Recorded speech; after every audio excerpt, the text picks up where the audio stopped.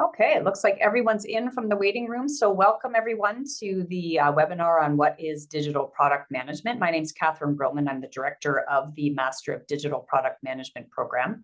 And Nick Graham is here with me. He is the academic co-director from the School of Computing. And so we are going to run this webinar together. But before we get started, it's at Queen's, we always like to begin anything we do with a land acknowledgement.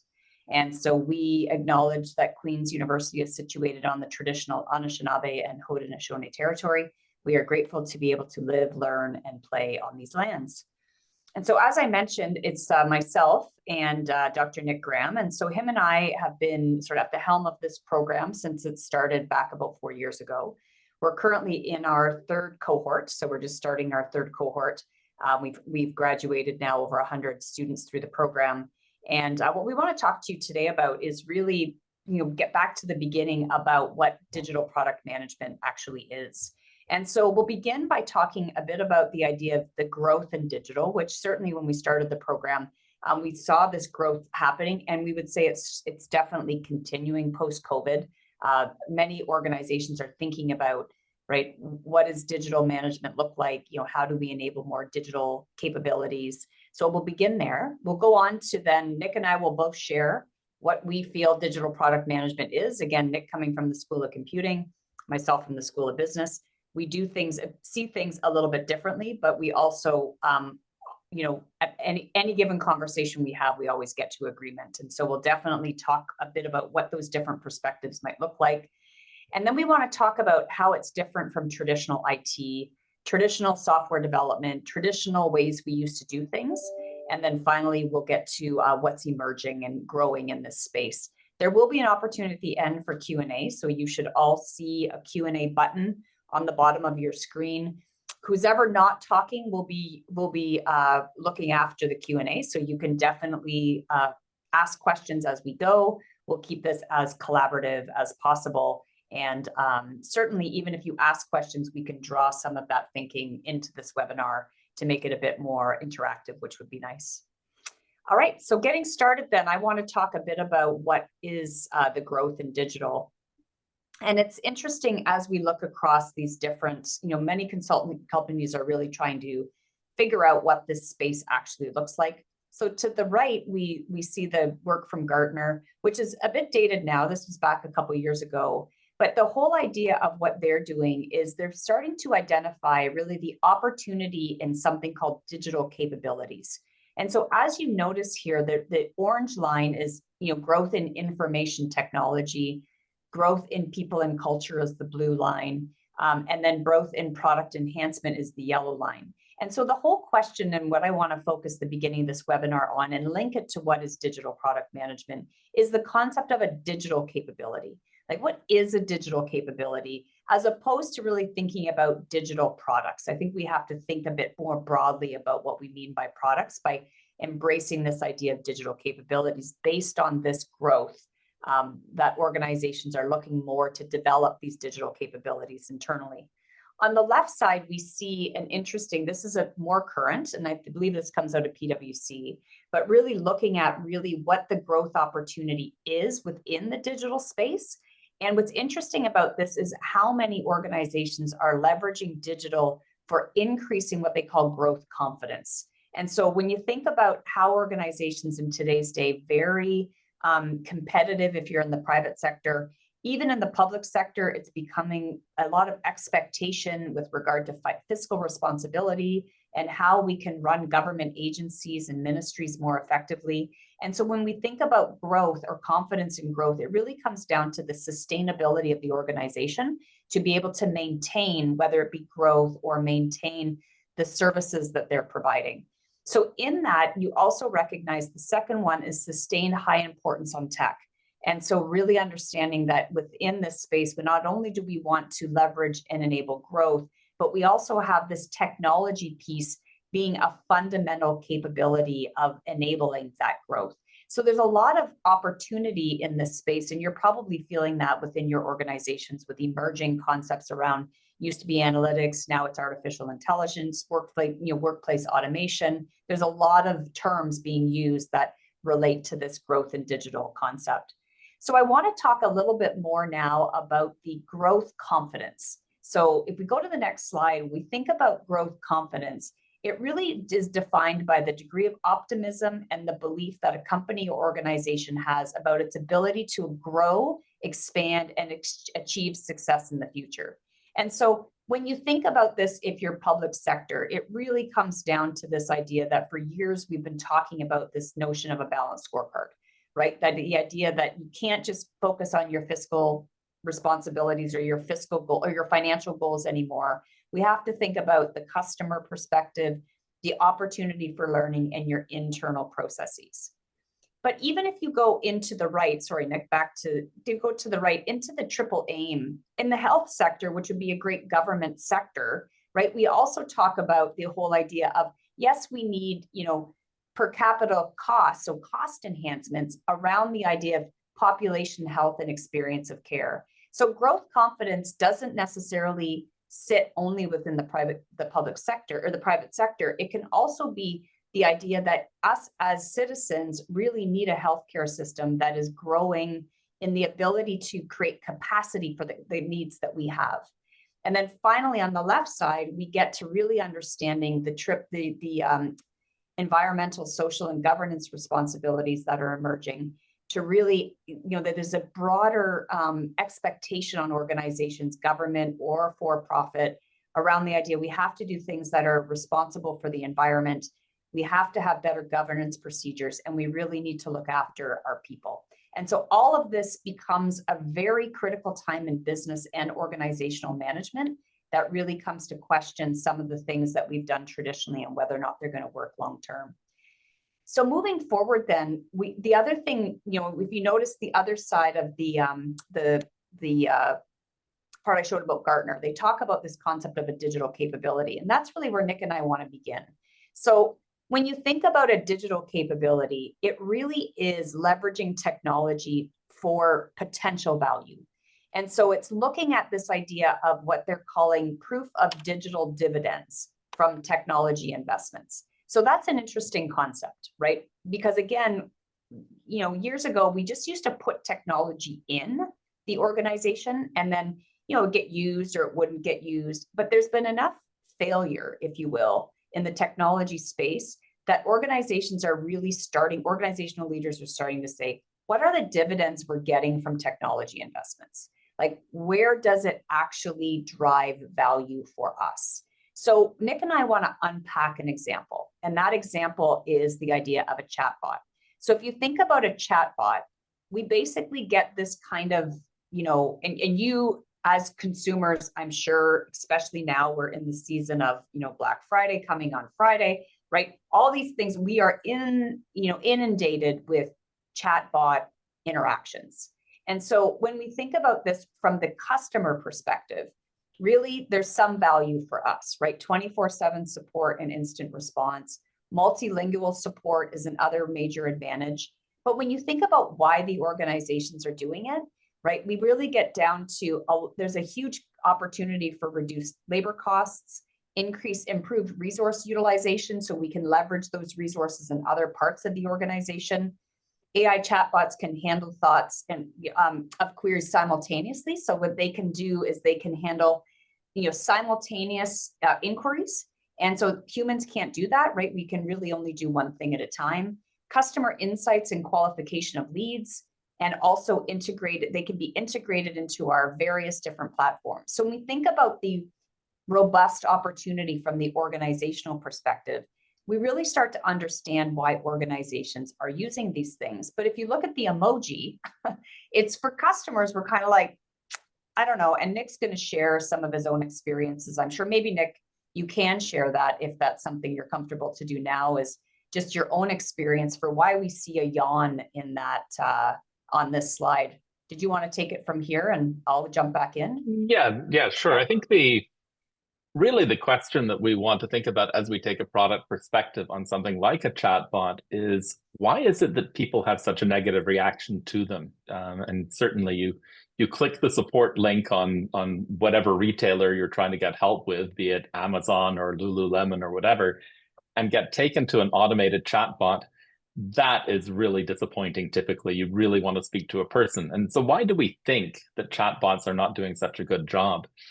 The example that Kathryn is thinking about is that just the other day I was having problems with my bank, that maybe 1 in 3 transactions I was doing on Amazon were getting rejected by the bank for no obvious reason.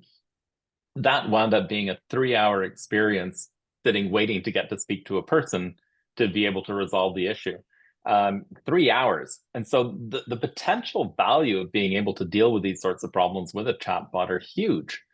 But equally, something, I started with the chatbot at the bank before getting to a real person, and the chatbot has no ability to be able to deal with something so unusual as a query as 1 in 3 of my Amazon transactions are being rejected, but no other transactions are being rejected. So this is something, as we begin to think from a product perspective, and we're going to get into this in quite a bit of detail in the next slides, is how do we realize this kind of value, and where can things go wrong, and where can we get overly excited about the value when there's so much evidence around that people are having a really hard time realizing this value in the actual chatbots that they roll out. Thanks, Nick. And so to build on that, I think it's important that, and I think this is where one of the things that we get into a slippery slope, right? If we understand that these chatbots are being developed from organizational value perspectives, the natural thing is for people to think, oh, yeah, well, they're going to talk about design thinking, and we know about design thinking, or maybe you don't, right? But design thinking is something that we leverage within many different aspects of technology innovation, but it really is the idea that we're designing, our products from the outside in, looking at what the customer needs.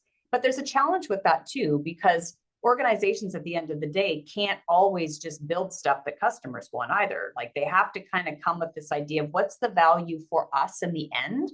And this is where I really hope that everyone that's participating on this webinar comes back to, is that when we think about AI chatbots and the example of growth confidence, right? At the end of the day, not only could chatbots, provide us 24/7 support, give us multilingual support, but when you really think of value the customers would really like, it comes down to, can these things manage routine tasks for us, right? Can they do things, again, to Nick's point, when the routine task is not to cancel the fact, or put a hold on my credit card so now I can't actually do anything, but it actually becomes smarter to understand that, oh, I've seen this before, I'm not going to put a hold on that. But we should be expecting from technology and its capabilities that these things, these routine tasks, can get managed, and they can get managed smarter.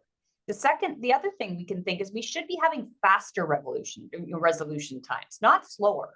Like Nick says, like, his experience ends up in 3 hours on the phone. Like, that is something where, organizations need to think, we need to measure that too, right? Like, if the chatbot is creating these lag times within a different part of the organization that require people to sit on the phone for 3 hours, it's very important that senior executives understand that the ROI on a chatbot has the benefit of having, less people working the phones, but at the same time understand that there's a 3-hour delay when you ever need to get a human. So we have to be a bit more holistic in our approach. The other opportunity would be that we could think about chatbots as having uniform response, meaning that everybody kind of gets the same treatment, despite the fact that you might, experience things one way. You start to get consistency, right, through the use of a chatbot, which makes it very important for people to understand what the expectations might look like. And then finally, we could also enable, through technology, for that chatbot to coordinate across traditional lines of business. So there's so much opportunity here for people to actually enjoy the emoji going to a happy face, right? The interaction with a chatbot, but the challenge is that many organizations are putting them in, but not designing them or implementing them in a way that actually is driving out the best value. So this gets to the magic question of the webinar. What is digital product management? There's product management, there's digital product management. So when we think about this, I'm going to offer my perspective from the business perspective, and then I'm going to flip it over to Nick, who's going to give us the computing perspective. So from my perspective, digital product management really is the intentional management of technology to seek proof of digital dividends that enable growth confidence. What this means, that's a lot of words, I know, but what this really means is the idea that, when we think about management of technology, we are actually thinking about the opportunity for that technology to drive out real dividends for the organization, whether it be a ministry, a business, it doesn't matter, that enable us to be more confident as an organization in our ability to be more sustainable and grow, longer term sort of capabilities, if you will. So technology leaders take responsibility for managing the financial performance, including revenue generation and cost management. When I think about what's different or what is digital product management, it's building technology with the outcome really, truly in mind, and recognizing that at the end of the day, I always think digital product managers should have what's called a profit and loss statement, which means that we should be able to say this product create this profit opportunity, and this, this is how much it costs, but they should have real financial accountability in terms of how that technology is being used to generate real value for the organization financially, as well as all the other, social benefits and internal process benefits. But if we can't get down to actually making, contributing to the financial gains, again, no matter what sector you're in, I believe that that is the differentiator of what digital product management really looks like. So I'm going to turn it over to Nick, who's now going to give you the computing perspective.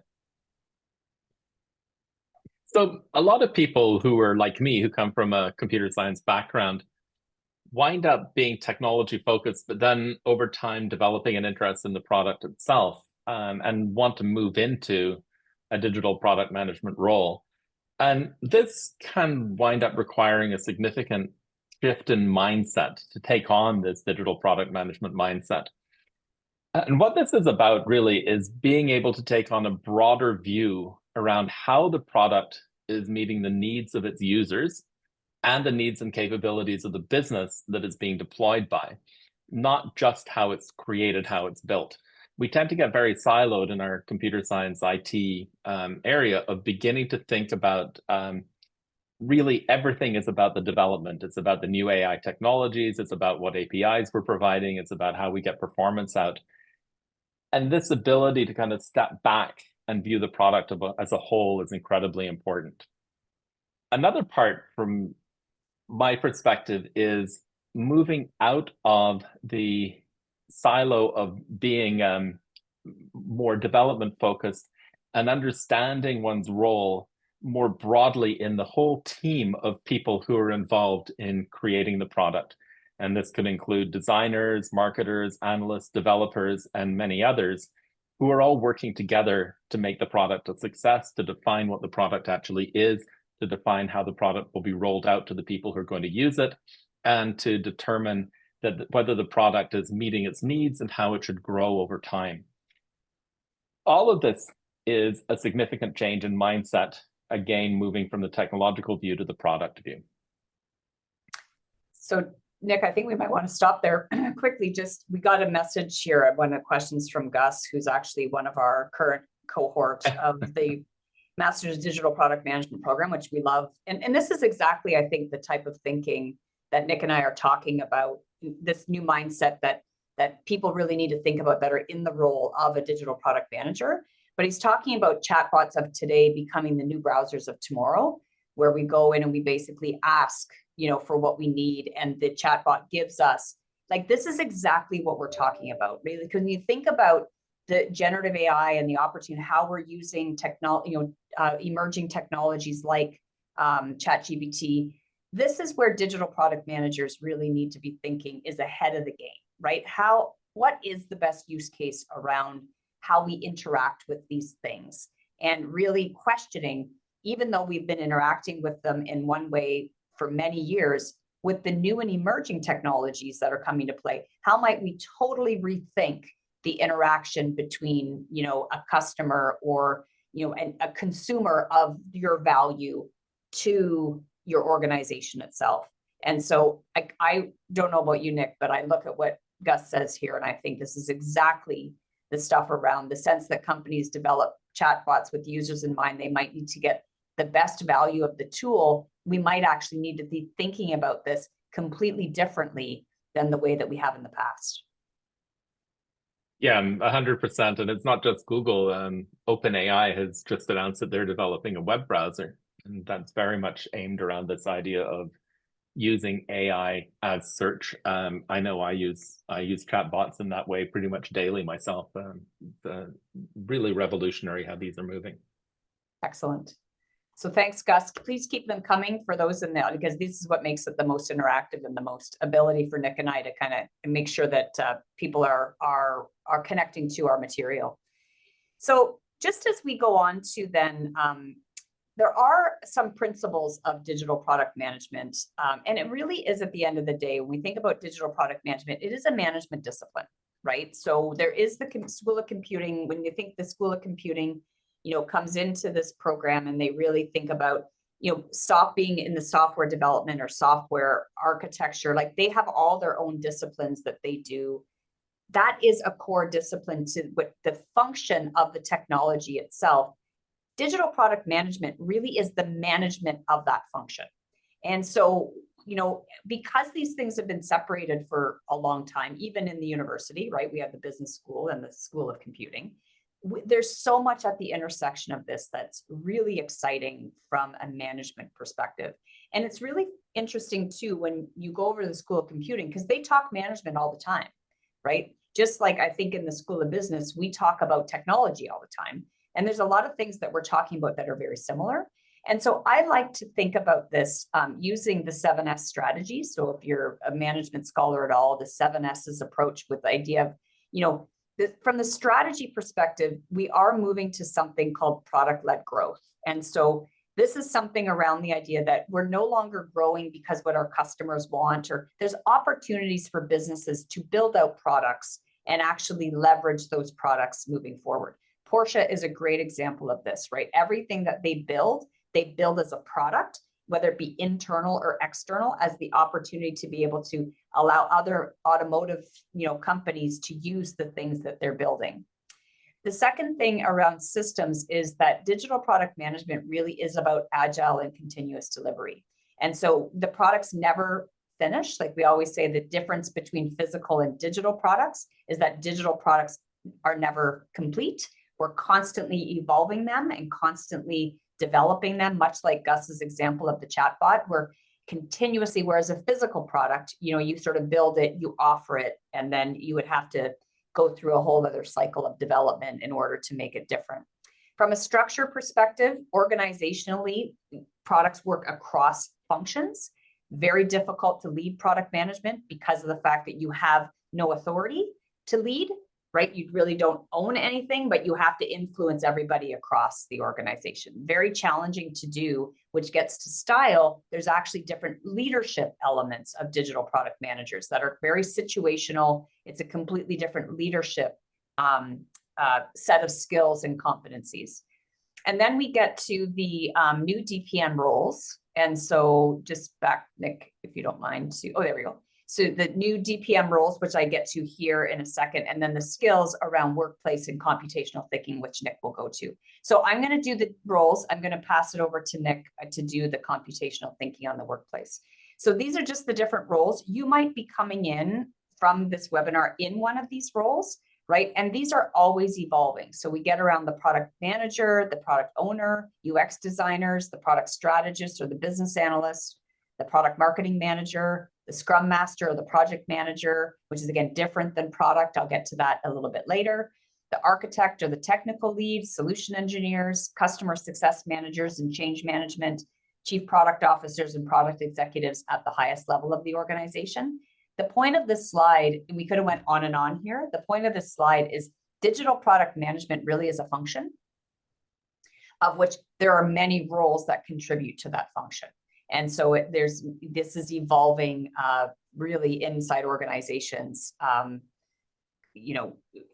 every 6 months, we see different roles emerging in this space. And so, Nick, did you want to talk a little bit more about the computational thinking elements? Yeah, thanks. And so this comes to the idea that we're not talking about product management, we're talking about digital product management. And so inherent to this is there are people who are coming from a technological background and who are responsible for the technology underlying these products actually working. People who come from a computer science background are heavily trained in something called computational thinking, which really is about the ability to take problems and break them into something systematic in terms of their solution. That could be in the form of algorithms, it could be in the form of architectures. And this form of thinking that's coming out of the tech team that's working in these products are things that the rest of the organization can benefit from. And so we've got a number of examples of this. So under efficiency, the idea that we don't have to treat a complex task as being something monolithic. We can use these techniques to break it down into manageable and automatable units that allow us to be able to eat the elephant one bite at a time, as it were. Again, the systematic approaches to problem solving that come out of computer science can be applied general to broader problems within the organization. Drawing from analytics, the idea that decision-making can be driven by data, which means being able to collect this data and being able to come up with the metrics that tell us whether a number of choices between decisions, which is the best one. The idea of being able to abstract and recognize that problems we're seeing are examples of previous problems that can now be rethought and redone in different ways, or perhaps combinations of existing problems that can then help spark innovation, that can help come up with a wide variety of different kinds of solutions through brainstorming, and then use techniques such as our data-driven analytics or through interaction with stakeholders to help us come back to the particular solutions that are best for our organization. And then finally, the ability to take a generic approach and scale it up to potentially thousands or tens of thousands or millions of users that make qualitatively the problem very, very different from the original problem we may have begun with a small number of users. Mm-hmm. And so as Nick moves on to that, we are going to change sort of directions here in a second to get into how it's actually different. But I think the interesting thing about what Nick said in that element is, me as a business person, I never really thought I was very computational in my thinking approach, right? I took one class in my undergrad that was on distributed computing, and I was like, but when I started to get into how I think about innovation and opportunities and strategy, the first thing I do as a project manager is I break stuff down, right? And then I look for patterns within that thing, and then I abstract ideas from that. So when I talked to Nick, last year about really what is this computational thinking element and why is it relevant? It's interesting how we both use it, that thinking approach, but we use it in different ways. And so I think one of the big things about digital, product management roles is that everyone in those roles really does use a computational thinking approach, whether you be in UX design, anything we do. And it's sort of inherent in this idea of we diverge out and then we converge in, and all these different thinking models are really come down to computational thinking being an absolute critical thinking skill that joins all those roles together. So thanks, Nick. So if we move on now to how it's different, we're going to do the same thing. I'm going to go and then Nick's going to go. So in my perspective, how digital product management is different really comes down to the fact that product is different than project. And so when we think about IT projects, right, there's a certain methodology that we would use around how to manage those projects. And product is unique in that of the fact that the product lives on. So if you think about product management and you have a product like an Apple iPhone, right? The project within the product environment is the fact that we now are going into the iteration 16 of the iPhone. That would be a project that people would manage, but the product manager has to think very broad about the product itself. So you have to think about, what are we going to end of life? How are all these versions going to hang together, right? So a product manager's job never ends. It's what they call cradle to grave. Whereas a project manager is really managing a piece of work within that product environment. So projects remain important, but they're reinforced by project management capabilities. And that focuses on keeping tasks aligned and deliverables to the point that they drive out valuable outcomes. It also comes to this idea of iterative lifecycle management and continuous project management, but you need to be able to recognize that Agile, for example, is a project management skill set that then you think from a product manager skill set, how do I leverage those projects to be able to drive value to the customer over time, which may require me to iterate different versions of that product would then sit within a project management capability. So the whole point being is how it's different is that it's not IT project management. That is not product management. Product management has a whole set of other things that we need to care about, which is my second point here, right? Managing at the intersection of IT and the business operation requires fusion of, we can't just delegate the technology stuff off to IT. We need, as digital product managers, to understand the architecture and the technical and the security elements in order to embed those in the things we know how to do as business managers. So for example, like if I know how to market a product, or I know how to build a product strategy, very important. But we can't do that without understanding the deeper level elements on the technology side, meaning what architecture and what those different architecture choices mean for the cost of the product or the scalability of the product. We can't just delegate that anymore, right? It has to fuse together. And that's really what, my two reasons why digital product management is different than traditional IT. So over to Nick. So what's very nice about this is that Kathryn and I are presenting two different perspectives, but in fact, we're saying very much the same thing in different words. So Kathryn just talked about the difference between product and project, and I'm going to talk now about the difference between product and software. So we think about this chatbot idea as a product. If you're a computer scientist, again, like me, you'll tend to be thinking about things like what kind of machine learning model is underlying the product? How will we train it? How will we make sure that we're getting the scalability that we need if we're going to deploy this on a website with thousands or tens of thousands of users kind of hitting on the chatbot all at the same time? How are we going to deal with security concerns? These are all very software-focused ideas that are not really treating the chatbot as an actual product, something that brings value to the customer. And as Kathryn talked about earlier, it's not just value to the customer in terms of quicker service or more correct service or more salient answers, but also value to the business in terms of being able to offer a function, customer support, that is less costly and less difficult to manage.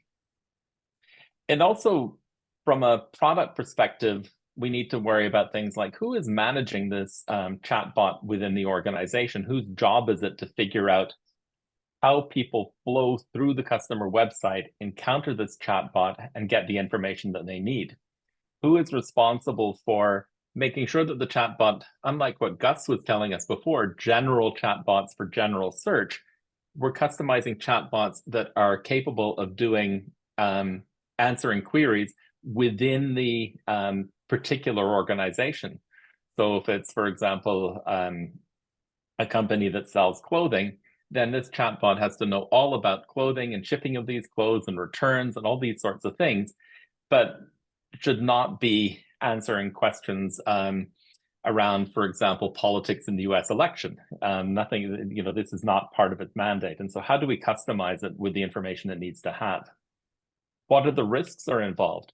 Probably a lot of you heard the famous example of Air Canada having problems with its chatbot rollout, where the customer service chatbot wound up offering free tickets to customers, not at all intended by Air Canada, and Air Canada had the difficult situation of not honoring the offers of free tickets that came from the chatbot.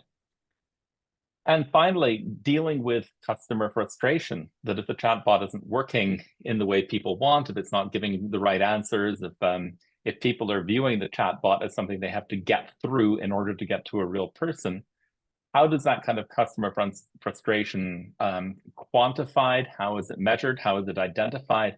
And how is it reduced? All of these are product questions that really have to do with how the chatbot has the right design, how it has the right deployment within the organization, how it has the right information in it. And none of these are particularly software-focused issues, but this gives an idea of how much broader the product is than just the software itself.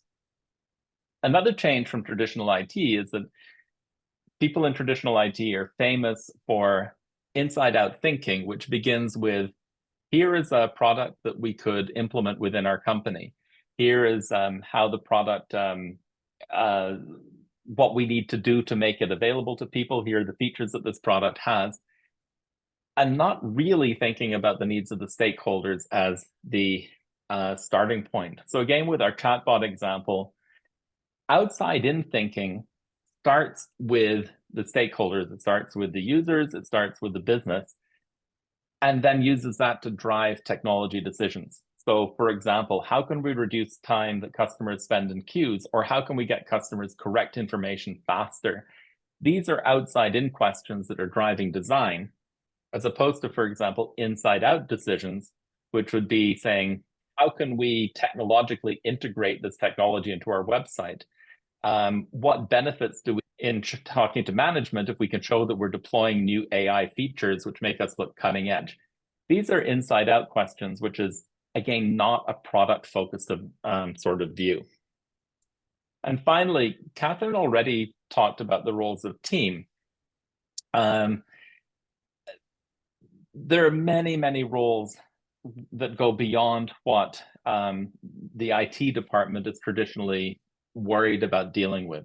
So for example, a business analyst might understand where the chatbot fits within the company's support role, where the customer should encounter the chatbot, what's an acceptable level of service, and when escalation to a real human should occur. A marketing manager might be responsible for seeing how to position the chatbot so that it's a positive to customers rather than an annoyance, so that the customers see value of the chatbot rather than simply something that the business is using to save money. Customer success manager might be responsible for determining the criteria for success of the chatbot. You know, how do we know if it's doing a good job or not?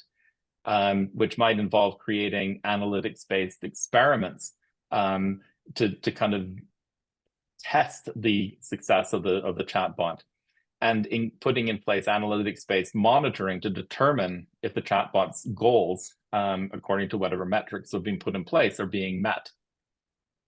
And the development team, its responsibility goes beyond actually making the chatbot, but also goes into helping to manage the hype cycle.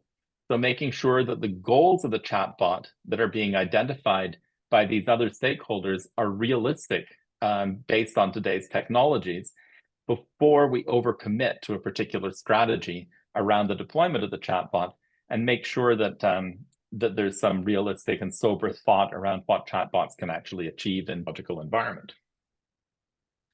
So with that, I think that flows nicely into the idea that Kathryn's going to talk about in terms of organizing the product within its infrastructure. So, and before we do, one thought I had, Nick, as you were presenting, and I'm interested in your thoughts on this as well, is many people will ask us, you know, should my digital product team sit within IT, right? Does building out a digital product team mean I don't need IT? And I think this is important that we should, as a segue to this topic I'm going to talk about next, but the answer I would give, and I want to give Nick an opportunity as well, but the answer I would give is, you know, in a large organization, it's very possible you could have a digital product team you could have, you have IT, and then you would have the business. And the business really is the business functions are the ones that are looking to build out these capabilities. They would leverage expertise within the digital team with regard to how they build out, the digital product managers might sit within the line of business as well as on the digital team, but they still need IT, right? IT is the one that are running the backbone, right? The IT is the one that's making sure that the security infrastructure is there. Like IT doesn't go away when you build out a product capability, right? It just becomes that the IT team becomes very much, working in collaboration with the digital product team in order to, again, implement big ERP systems. That's not a product manager's job. That's an IT job. Like we got to implement the new backbone, right? This is a lot of work that goes on, and it would make sense in an organization that's trying to get more digitalized, that we would have more technology-based capabilities when it comes to skills, right? So in my mind, you need IT, right? If you're big enough, you could have a digital team plus the business. If you're not that big, then the digital product managers would probably sit within the line of business, but very much work in collaboration with people on their, in their scrum team, or if you call them a squad, some of the roles that you work with could sit within IT. Nick, would you agree with that? I do, and I think what you really want to avoid is having your development team siloed away from the team that's making product decisions. That's just a recipe for friction and for poor design. And so what you're talking about of having multidisciplinary scrum teams is really critical to that. I think it also tends to fall into what the main business of the company is, where these things tend to develop. So if you're a company where the primary business is technology, like let's say Uber or Facebook even, then the product teams will be also the developers. Whereas if it's something like an insurance company or a bank, it will tend to be that the development is in its own infrastructure, which could be a more traditional IT department. And so breaking down those silos is absolutely critical to successful digital product design, launch, and growth. And even the expertise, Nick, within the product. Like if you're building products for banking, your expertise is in banking, right? That's what you just happen to know the technology to enable the banking product to actually make sense. Whereas when you look at like an Amazon or an Apple, I mean, the expertise is in the technology, because that's literally what your products are. And this is exactly what this topic is meant to highlight, is the idea that there's a huge opportunity for organizations to become what are called product organizations. And so, many people will say, yes, absolutely, Apple, Amazon, they are Uber, they're product-led organizations, which means their whole business is creating technology products. Whereas you look at a company like Porsche, and Porsche, they would traditionally say, we have products, but they're cars, right? But when you actually look at what Porsche is doing, they are actually building out their technology capabilities as products. So whether it be their own infotainment systems or their own internal capabilities, everything they do that's enabled by technology, they manage it like a product. And that allows the product manager to be able to drive out the outcomes that you're looking for. So even within like the HR organization, they have their new performance management system as a product that they run as a product that's enabled with technology, and that allows people to really understand their goals and manage to their outcomes. And so this is called a product-led organization or a product organization. And this is why we desperately need to train, right, people at senior levels of the organization to be product managers. And so in our program, we have a number of people, some of them on this call right now, right, that are actually very senior in their career, that have said, you know what, I need to take my expertise and I need to learn about digital product management, because we are becoming more of a product-based organization.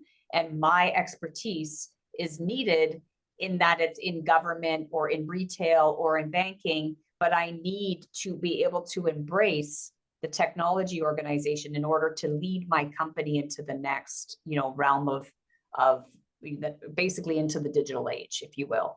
So whether that be AI driven or, blockchain driven, whatever the technology of your choice, but these senior leaders are absolutely essential in driving out the product-based organization, which is, I think, something that's also very different. All right, so moving on then, the last topic. Oh, sorry, Nick. And it's a fascinating cautionary tale with the examples you've just given here. So Porsche, as part of VW Group, VW Group as a whole has had a great deal of difficulty rolling out the software around their current vehicles, their current EVs in particular. And that's largely because they're car companies that have attempted to develop this kind of digital software expertise and have not been particularly successful at it. You compare it to Tesla, on the other hand, which has been a digital first company. And Tesla's problem has been delivering quality cars. So the hardware part of it is Tesla's problem, but they've been the leaders in terms of the digital products. Yeah. And even to your point, like Volvo has done, they've doubled down on their digital capabilities as a differentiator. So the car industry is a great thing to think about as we think about where, how digital product management is actually different. So a couple things on the emerging side. And so what is emerging in this space? Many times we get asked, okay, well, if this is a program that's been up and running for a few years, what happens when something like generative AI comes in? Does your whole program change? And the reality is, yes, in a lot of ways, because we have to embrace that new technology.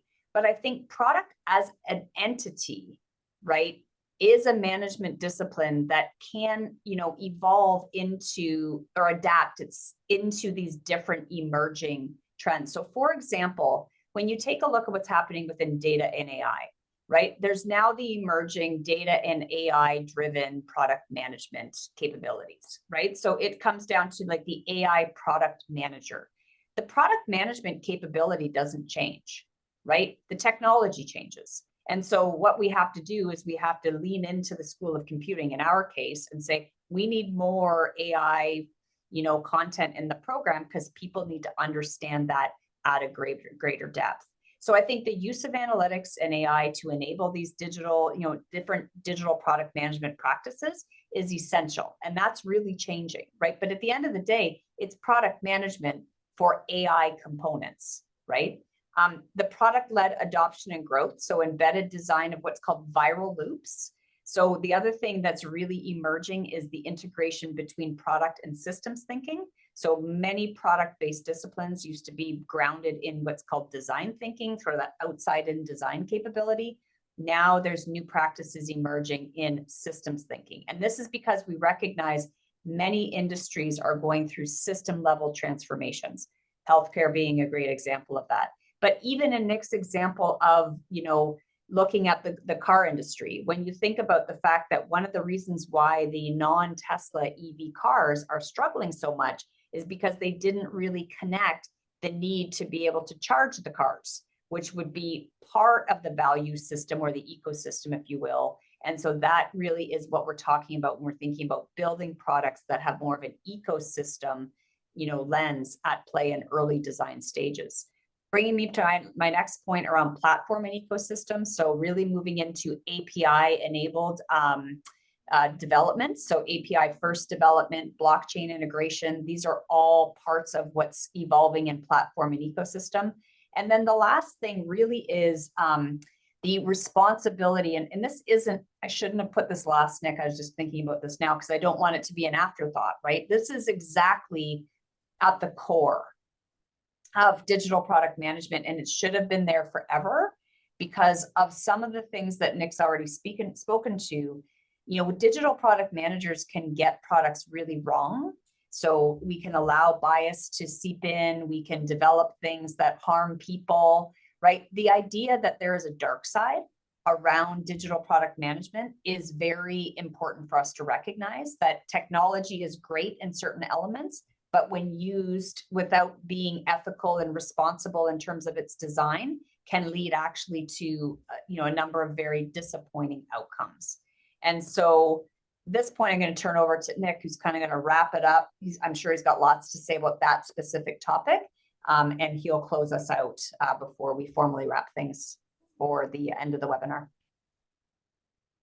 I think I just want to recap on some of these ideas around the chatbot. That it's very easy to get caught up in siloed perspectives. So the tech team in an organization loves the idea of working with AI tech. It's cool, it's exciting, it builds up your resume to be able to have worked with those. And the business loves the idea of reducing the costs to the customer. And the CEO loves the idea of being able to pitch to the board that they've now become an AI-based company, which is very exciting. But none of these necessarily address the value that's coming to the customer. And it's extremely important to keep that perspective in mind and make sure that this doesn't wind up being delivered as something that's frustrating to the users, and that winds up being a barrier to them getting the service they want, rather than being an aid to getting the service they want. And so this is really the critical thing that a digital product manager has to be able to do, is to be able to bring together people, each working in their own silos, and make sure that different points of view are being conveyed and being represented. And that is what this is all about, digital product management. Great, thanks, Nick. And I think there's one comment in the chat, and this is another one of our students, so thank you, Nate, for the shout out here. But he's talking in the Q&A section about what he's learned so far in the program. So the program started in September, and I think he nails something really critical here, which is, this is a master's level program. So, many people ask us about, are we, BrainStation offers a 6-week, this on, and a lot of what is being taught by a lot of our, I would say, our industry partners, the product school, BrainStation, is really the skills that you need. So recognizing, how to think of, how to implement design thinking, what is design thinking, what is Figma development, what is paper prototyping, what is the key part of digital product management really sits as a different way of thinking, right? When you really think about what it is that's going to enable your organization to digitalize its capabilities and its offerings and transform the organization to operate in the digital age, right? It really does require leaders that think differently, and that leaders that are able to have the aptitude to take in the technology and all of its changes and understand how it can be leveraged in a way that builds out capabilities for the business that are sustainable long-term, and also offer short-term capabilities with regard to lowering costs and generating revenue. And so just a thank you to Nick on that front, or Nick, I was thinking Nick, but I'm always thanking Nick. So thank you to Nate for calling that out. It really is appreciative, and it is really what the program's trying to get to. So one last question, are there advanced programs available to further specialize in digital product management after completing a master's degree and gaining some expertise and experience in that field? So again, this is a great question, Joseph. A number of our students have come into the program. We have one actually here with us on this call that's in our program that's actually straddling the Masters of Digital Product Management with the PhD program. So certainly this is something we can talk to you about, but the answer is yes. I think especially when you think about the opportunity at creating a product-led organization and what that actually means at an organizational transformation level, there's a lot of great opportunity to really think and write and be a thought leader in this space because the discipline is so new. And so definitely that would be something that you can talk to us about. It's not even, and it's actually interesting because this student is not doing their PhD with us, right? They're doing their digital product masters with us and doing a PhD with a different institution. So we're very much in the business of educating people in this space, whether they be with Queens or in different partner groups, right? Because there's so much great opportunity in learning this management capability in terms of progressing in your career. So a couple things for us as a close then. One is we just want to mention that the next general information session for the program is on Monday. And so this is our team of administrative support people. So again, I'm on here, but Beth, Elizabeth, and Connor.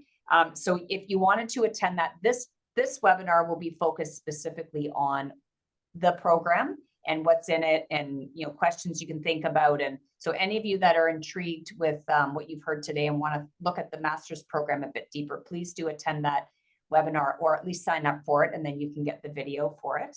And then the second thing we want to just mention for your calendars is the fees and financing webinar.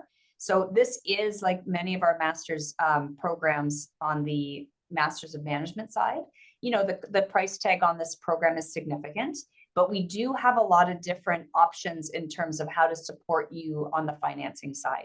And so if you're interested in the program, but you said, man, that's pricey, we can actually help you. And that's what this webinar is about, is talking about the different ways to finance the program. And that's on the 10th of December at 1 o'clock. And so one last question from Jimmy. So thank you for carrying us right to the end. I'm coming from an arts background degree. Does the program fit more for computer science programs? What a great place to end, right? So the answer to your question, Jimmy, is that this is a no code, low code program. Nick would usually say it's no code. Like it's not, there's no code in this. It is designed as a way to take people from all disciplines, whether you be technical or not, and teach you the art of digital product management. That being said, if there's technical people on the call, the program also reinforces your technical capabilities to be able to put you into a job within an Amazon or a tech company. So the only danger, Jimmy, coming in from an arts background, we can only get you so far, which would mean some of our arts students have come in, they'll go work for banks, or they'll go work for retail, right? But it's really difficult for us to bring you in and get you working at Amazon or one of the big tech companies if you don't have a computing background. And so what we do is we take your background and we reinforce the digital product management capabilities on top of that. And then we streamline you into different industries that make the most sense for you. But we do err on bringing people in from a vast amount of backgrounds, independent of your technology skill or independent of your business skill. And then we work from there to try and level set and get people out of the program, at different sort of levels and capabilities and into the job market. Okay, so thank you, everyone. Just one point to say, then I'll pass it to you, Nick. That is one thing I do want to say is the program, you do work while you do it. So I just want to make sure that people understand that as well. Sorry, Nick. And students work in groups throughout the program, and we really value the interdisciplinary nature of the groups. We'll have people who come from backgrounds in marketing, backgrounds in strategy, backgrounds in software development, backgrounds in philosophy, and we make the groups bring together all sorts of different kinds of backgrounds so that different perspectives and expertise are available to the group as they work their way through the material that's taught in the program. Perfect. So those of you who weren't interested in the program, I mean, thank you for joining us today. Certainly it's our job here to teach you more about what digital product management is. And again, for those of you who are interested in looking at the program, please do plan on attending one of those webinars either next week or the week after. Thank you very much for spending your lunch hour with us, and we hope you enjoy the rest of your day. Thanks, everyone. Thank you. Bye-bye. Bye-bye.